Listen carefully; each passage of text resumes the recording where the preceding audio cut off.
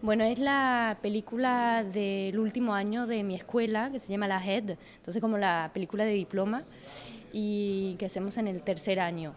Y entonces esa película habla de varios temas que me preocupan.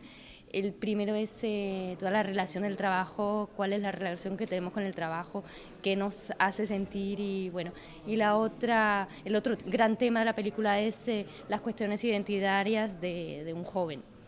Y entonces, bueno, así vino la idea. Y digamos que la idea principal vino de un trabajo que yo hice también, de una experiencia que tuve, que era de teleoperadora. Y entonces toda la historia está basada en ese lugar, en un lugar de centro de llamadas.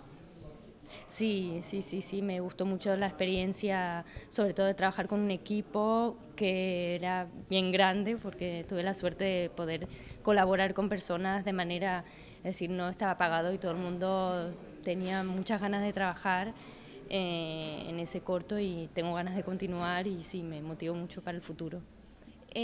Bueno, en Suiza, el país donde yo vivo, tenemos la suerte de poder hacer cortos, de poder sí, experimentar y poder tener también dinero del Estado para hacer cortos.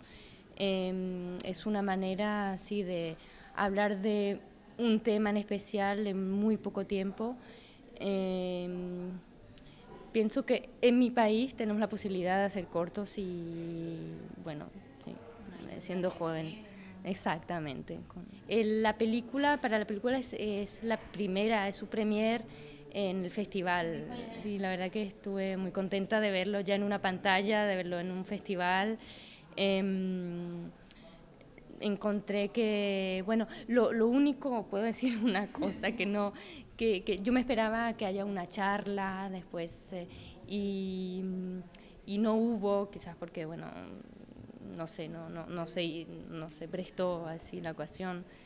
Pero bueno, estoy muy contenta de verlo ya enseñar la película en un festival. Sí.